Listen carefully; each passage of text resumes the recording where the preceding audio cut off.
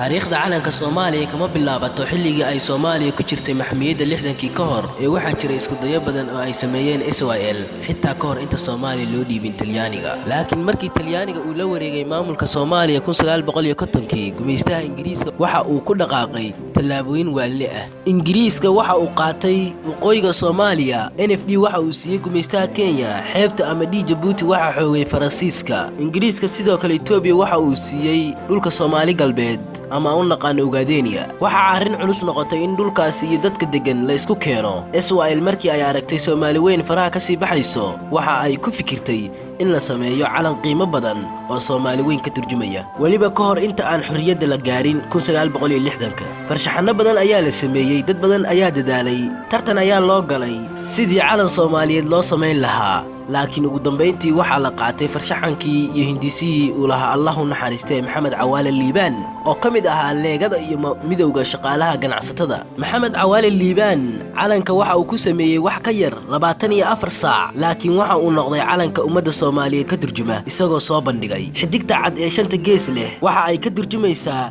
shanta qaybood ee dhulka Soomaalidu degto ka kooban yahay midabka buluuga khafiifka waxa uu ka turjumayaa cirka iyo badda dhulka Soomaalida oo mar walba midabkooda buluug yahay calanka buluuga ah ee xidigta ka turjumaysa Soomaali weyn dhaxda uga xardhan tahay waxa la sameeyay 12 Oktoobar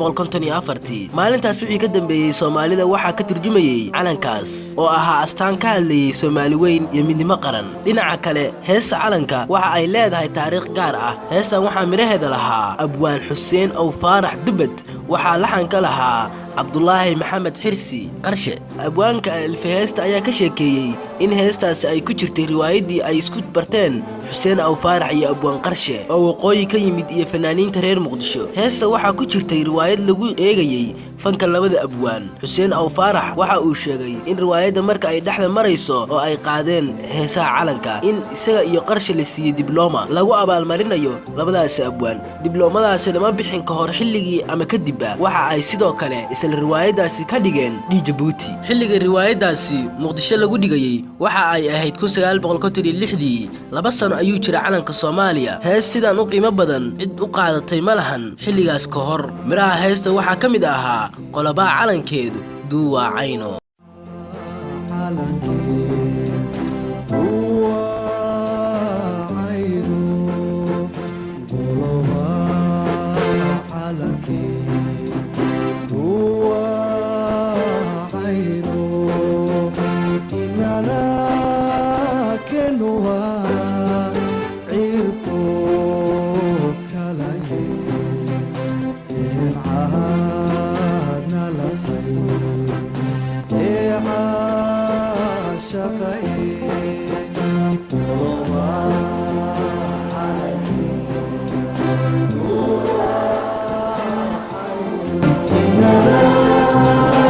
shantii Juun 2001 ayuu Maxamed Cawaale Liibaan ahaa ninkii sameeyay calanka Soomaaliya ku geeriyooday magaalada Toronto ee dalka Canada Soomaalida maanta waxaan hubaa in Soomaali badan dhiiga iyo damiirkooda u dhaqaaqay maqalka heesta laakiin marka runta la isku sheego heesta calanka maanta ma lahan dhadhankii hore dalka waxa loo kala qaybiyay gobollo qabiilo dawlad goboleedyo ma jiro laba isku fikrad ah ma jirto laba ka sheekaysata Soomaali weyn midnimo iyo mustaqbalka dalka dadka iyo diinta haddaba daawadayaal maanta waxaan ka hadlaynay taariikhda calanka magacaygu waa Yuusuf Cabdullaahi Cali